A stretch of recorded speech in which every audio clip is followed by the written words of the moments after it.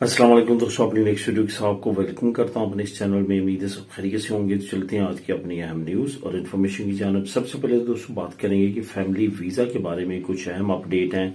Cases क्यों कर reject हो रहे हैं, इसको कवर करूंगा। उसके बाद वालिदैन के लिए बोनस के बारे में एक अच्छी खबर है, इस पे बात करेंगे। उसके बाद यूरोप में नई तैयारी और स्पेन का एक नया रिकॉर्ड, इसको कवर करूंगा। और आखिर में बात करेंगे कि स्पेन बैंकों की तरफ से नए वेलकम बोनस की अनाउंसमेंट की गई है, इस पे बात करेंगे वीडियो के आखिर में।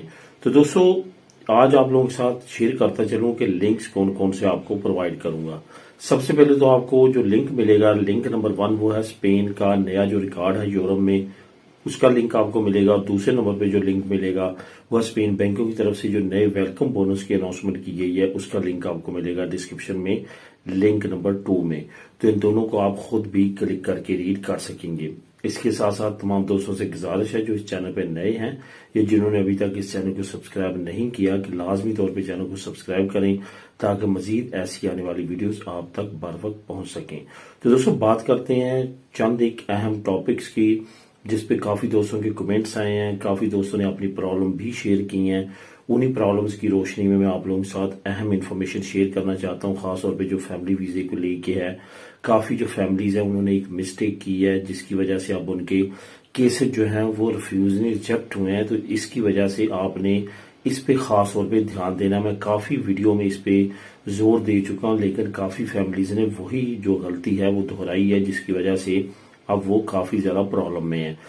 तो डिटेल की तरफ जाने से पहले आपको ये बताता चलूं कि रिफ्यूजल में और रिजेक्शन में क्या फर्क होता है। रिफ्यूजल जब आप वीजा अप्लाई करते हैं तो आपका अगर कोई नाम की मिस्टेक है या छोटी मोटी ऐसी कोई डॉक्यूमेंट में कुछ जो है वो गलती निकल आई है जिसमें वो समझते हैं कि आपकी जानबूझकर इसमें कोई गलती नहीं है बल्कि मिस्टेक है, तो वो रिफ्यूज करते हैं ज्यादा से ज्यादा। अव्वल तो पहले लेटर लिखते हैं कि आप इस कमी को दूर करें। अगर आप उस टाइम लिमिट में वो कमी दूर नहीं कर पाते तो फिर वो आपके केस को रिफ्यूज कर देते हैं। रिफ्यूज का मतलब होता है कि आप दोबारा से इस कमी को पूरा करें और दोबारा से अप्लाई कर दें। अगर खुदा न खास्ता आपका केस रिजेक्ट हो तो उसका क्या मतलब होता है? उसका मतलब ये होता है कि आपने जो केस यानी कि जो वीजा अप्लाई किया था उसमें जानबूझ के कुछ ऐसे काम किए हैं, कुछ जाली डॉक्यूमेंट बनाए हैं, कुछ जाली चीजें करने की कोशिश की हैं कि मुझे वीजा मिल जाए, तो वो आपका पकड़ा गया है तो अब आपको रिजेक्ट कर दिया जाता है। रिजेक्ट का मतलब होता है कि अब आप दोबारा जो है वीजा अप्लाई नहीं कर सकते। रिजेक्शन लेटर में या तो खुदा न खास्ता वो ताहियात बंदी लगाते हैं या 10 साल की या 5 साल की। अमूमन तौर पे ये होता है कि 5 साल या 10 साल या बहुत बड़ा अगर आप ब्लंडर करें तो ताहियात बंदी आप पे लगा दी जाती है कि आप ना सिर्फ उस मुल्क का, अगर वो शेंजन स्टेट है तो शेंजन वीजा ही अप्लाई नहीं कर सकती। ये याद रखेंगे जो स्पेन का कोई भी वीजा आपको मिलता है वो शेंजन वीजा मिलता है और इसमें आपकी मल्टीपल एंट्री होती है। यहाँ पे आके आपने फिर जो है वो कार्ड अप्लाई करना होता है। इस वजह से शेंजन वीजा जब आप किसी एक कंट्री में अप्लाई करते हैं उसका रिकॉर्ड तमाम कंट्रीज में चला जाता है, तो उसके बाद आप किसी और शेंजन मुल्क या यूरोपीय यूनियन के मुल्क का वीजा अप्लाई नहीं कर पाते। अगर आप करते हैं तो आपको उस केस की बिना पे रिजेक्ट कर दिया जाता है। अब रिजेक्शन जो है वो किन किन केसेस में आती है। अब जो रिसेंटली केसेस फैमिली वीजे से रिलेटेड सामने आए हैं जिसके मुझे कमेंट भी आए हैं और चंद एक दोस्तों ने मशवरा मांगा, मैं मशवरा उनको क्या दूं जिसपे मैं पहले काफी देर से बात कर रहा हूं और आपको मना कर रहा हूं कि ऐसी गलती ना करें। अब बहुत ज्यादा सख्ती हो चुकी है लेकिन फिर भी फैमिलीज और इंडिविजुअल्स बाज नहीं आते, वो वही गलती जो है वो दोहराते हैं।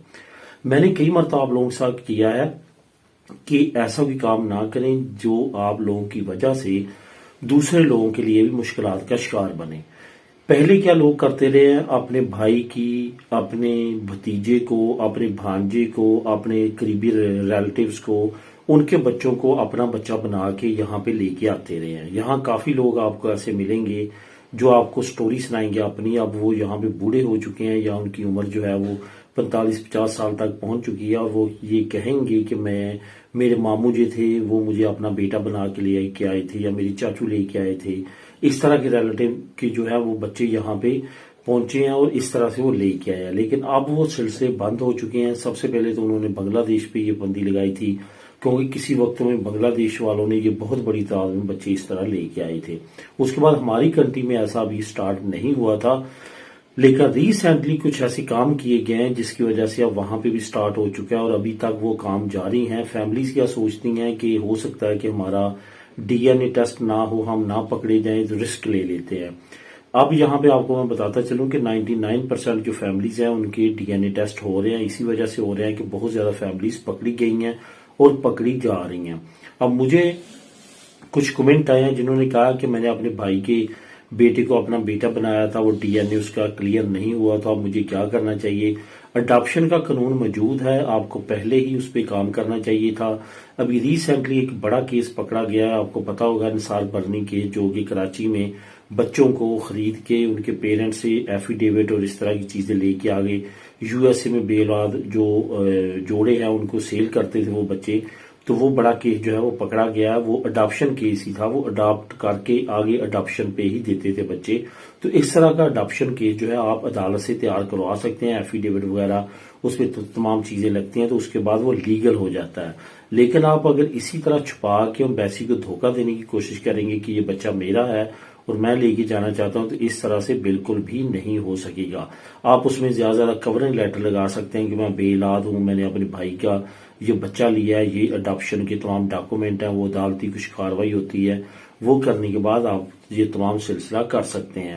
اس پہ سب سے بیسٹ ہوتا ہے کہ آپ کسی لائر کی خدمات حاصل کر لیں, سوائے اس کے کہ آپ تاحیات اپنے آپ پہ پابندی لگوا لیں اور اپنے کیسز کو ریجیکٹ کروا لیں. تو اس وجہ سے بہت زیادہ احتیاط کریں. بہت ساری فیملیز کے یہ کیس سامنے آ رہے ہیں, بالکل بھی یہ رسک نہ لیں کہ شاید ڈی این اے ہو یا نہ ہو. ڈی این اے ہو رہا ہے, خاص طور پہ جن کے بچے ہیں ان کے ڈی این اے وہ لازمی طور پہ کر رہے ہیں. اب دوستوں بات کرتے ہیں کہ والدین کے لیے بونس کے بارے میں اچھی خبر کون سی ہے. بونس کے بارے میں جو والدین کے لیے اچھی خبر ہے وہ پترنی داد اور مترنی داد سے ریلیٹڈ ہے. آپ کو پتا ہے پہلے 8 ہفتے, پھر 10 ہفتے, اس کے بعد 16 ہفتے, اور ابھی جو ہے 2025 کے آخر تک بہت زیادہ پاسبلٹی ہے کہ یہ 20 ہفتے تک جو ہے پترنی داد اور مترنی داد چلا جائے گا. اس پہ آپ نے یاد رکھنا ہے کہ آدھا ٹائم جو ہے بچے کی پیدائش پہ اور آدھا ٹائم جو ہے وہ 1 سال کی اس کی عمر ہونے تک جو ہے وہ ڈیفرنٹ اوقات میں چھٹی لے سکتے ہیں بمعنی تنخواہ. اس کی جو سوجدہ سوسیال ہے وہ آپ کا امپریسا یعنی کہ جہاں پہ آپ کام کر رہے ہیں وہ پے کرتا ہے, لیکن اس کی جو 100% سیلری ہوتی ہے وہ سوجدہ سوسیال آپ کو پے کرتی ہے. یہ ایک بہت اچھا پیکج ہے جو کہ اسپین یہ چاہتا ہے کہ برتھ ریٹ جو اسپین کا ہے وہ انکریز ہو, لوگ جو ہے وہ بچے زیادہ پیدا کریں, جس کی وجہ سے یہ بونس جو ہے وہ آئے دن اس میں اضافہ کیا جاتا ہے. اور حکومت آنے والے وقت میں مزید اس میں اضافہ چاہتی ہے, لیکن 2025 کے آخر تک بہت زیادہ پاسبلٹی ہے. جو میں نیچے آپ کو لنک بھی دے دوں گا, لنک نمبر 1 جو ہے اس طرح سے 3 لنک ہو جائیں گے. لنک نمبر 1 والدین سے ریلیٹڈ جو بونس ہے, لنک نمبر جو 2 ہے وہ اسپین کا نیا ریکارڈ, اور بینکوں کا نمبر 3 پہ آپ کو مل جائے گا. یہ تینوں لنکس کو آپ خود بھی کلک کر کے ریڈ کر سکیں گے. یورپ میں ایک نئی تیاری کی جا رہی ہے اور اس کے ساتھ ساتھ اسپین کا ایک نیا ریکارڈ جو ہے وہ قائم کیا گیا اسپین میں. وہ ریکارڈ امیگریشن اور امیگرینٹ سے ریلیٹڈ ہی ہے. سب سے پہلے تو بات کرتے ہیں کہ یورپ میں نئی تیاری کون سی کی جا رہی ہے. اصل میں ڈونلڈ ٹرمپ کے انکار کے بعد کہ وہ یوکرین پہ بالکل بھی اب جنگ پہ ایک پیسہ بھی خرچ نہیں کرے گا, اور ریسنٹلی نیوز ہے کہ اس نے اپنا تمام فنڈ روک لیا ہے. یوکرین کی امداد تمام کے تمام جو فوجی غیر فوجی ہے وہ روک دی گئی ہے. اس کے ساتھ ساتھ جو یو ایس اے ہے اس نے یہ بھی کہا ہے کہ وہ اس جنگ سے بالکل نکل جائے گا جب تک اس پہ جو ہے وہ صلح صفائی نہیں کی جاتی اور اس جنگ کو بند نہیں کیا جاتا.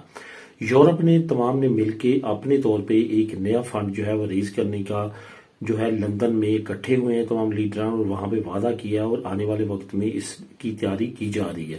اور ان قریب یہ فنڈ جو ہے وہ قائم ہو جائے گا, اور ایک علیحدہ سے جیسے نیٹو ایک آرمی فورس ہے اسی طرح سے ایک علیحدہ سے فنڈ فورس بھی قائم ہو جائے گی, اور تمام ممالک اپنے یورپ کی خود جو ہے وہ تمام چیزوں کو دیکھیں گے.